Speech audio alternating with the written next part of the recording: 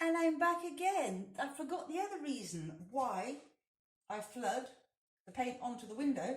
Now, most people think, oh my God, you're a rubbish painter and decorator, you're not cutting in.